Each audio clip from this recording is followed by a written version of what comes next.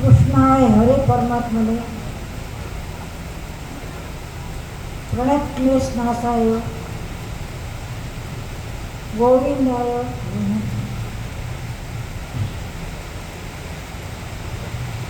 प्रबंध कुमारों में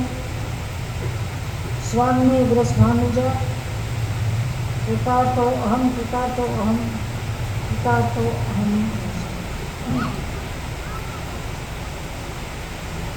अज्ञान तिम्रांधोष ज्ञानांजन शलाकया चक्षुरुन्मीलितं येन तस्मै श्रीगुरवे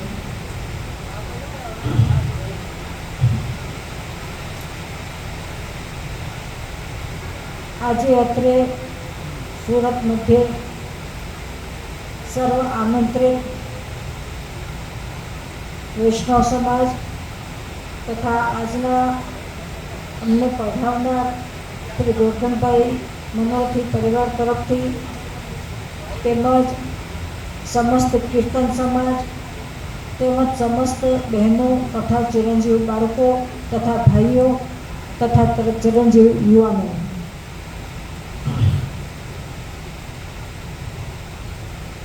વૈષ્ણવ આપણા પુષ્ટિ સંપ્રદાયમાં કોઈ પણ ઉત્સવ હોય, કોઈ પણ મનોરથ હોય ત્યારે સમસ્ત વૈષ્ણવ સમાજ એક થઈ અને એને વધારે છે અને મનાવે છે. અને આ અલૌકિક મનોરથ રૂપે આજે આપ સૌએ જે ભેગા થઈને અમને પધરાવ્યા એના માટે આપ સર્વ સમાજને હાર્દિક આશીર્વચન. શ્રી વલ્લભના આશીર્વચન, શ્રી વિઠ્ઠલના આશીર્વચન, શ્રી મદન મોહનલાલ પ્રભુ બાલકૃષ્ણલાલના આશીર્વચન અને આપના પૂજ્યપાદ પ્રાતઃસ્મરણીય શ્રી મહારાજશ્રીના પણ આશીર્વચન. કારણ કે આપના મહારાજશ્રી આજે પણ આપણી વચ્ચે હજી પણ ઉપસ્થિત છે એમ અમારું માનવું છે. અને તો જ આ આપ સમાજ અહીંયા એકત્રિત થઈને આ મનોરથ મનાવો. વૈષ્ણવો જેમ ગુરુ તત્વ જ્યારે પધારે અને ગુરુ તત્વને પધરાવનાર વૈષ્ણવના ઘરમાં કે વૈષ્ણવ પરિવારમાં ઉત્સાહ હોય એમ જ આપ સર્વનો ઉત્સાહ ઉમંગ જોઈ અમને હૃદયનો આનંદ થયો છે, હૃદયથી અભિભૂત થયા છીએ. કારણ કે આજના સમયમાં, આજની કન્ડિશનમાં અને પોઝિશનમાં જ્યાં ફાસ્ટ જીવન થઈ ગયું છે સમાજ અંતર્ગત, ત્યાં આ સમાજ એકત્રિત થઈને ગુરુ તત્વને જ્યારે પધરાવે છે, ગુરુદેવને જ્યારે પધરાવે છે ત્યારે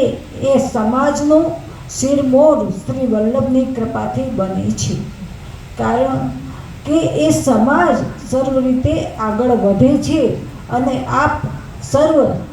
હંમેશા સર્વ રીતે સર્વત્ર આગળ વધશો અને આગળ વધીને આમ જ અલૌકિક મનોરથો અને અલૌકિક આનંદ લઈ આચાર્યવરોને પધરાવી અને આપના મનોરથોને પૂર્ણ કરશો. વૈષ્ણવો આમ જોઈએ તો મનુષ્ય વૈષ્ણવ બન્યા પછી, પ્રભુને સમર્પણ કર્યા પછી ગુરુ તત્વને જ્યારે પધરાવીને પોતાનો મનોરથ સિદ્ધ કરવા માટે કટિબદ્ધ બને છે ને, ત્યારે ગુરુદેવને તો આનંદ હોય જ છે, પરંતુ એ વૈષ્ણવ ઉપર, ગુરુ તત્વ ઉપર બિરાજતા એ પુષ્ટિ પુરુષોત્તમ શ્રી કૃષ્ણને પણ આનંદ હોય છે. કારણ કે પુષ્ટિ પુરુષોત્તમ શ્રી કૃષ્ણ શ્રીજી અને એમની આડીથી આપણા મદન મોહનજી આજે સર્વોપરી છે. અને આ સર્વોપરી હોવાથી એ સ્વરૂપના અસીમ આશીર્વચન આપ સૌ ઉપર પણ ઉતર્યા જ છે. વૈષ્ણવો એક વસ્તુ હું કહી દઉં કે જીવનમાં હંમેશા વ્યક્તિ માત્ર પુરુષાર્થ કરે છે, પોતાનું અર્થ ઉપાર્જન કરે છે અને અર્થ ઉપાર્જન કરી પોતાના જીવનનો નિર્વાહ કરે છે. પરંતુ એમાં જ્યારે ધર્મ આચરણનો સમય આવે જ્યારે વ્યક્તિને જીવનમાં ધાર્મિક તત્વ તરફ વળવાનો એક સમય આવે અને એ ત્યારે સમાજ વચ્ચે એક થઈને ઊભો રહે, ત્યારે એની વૈષ્ણવતા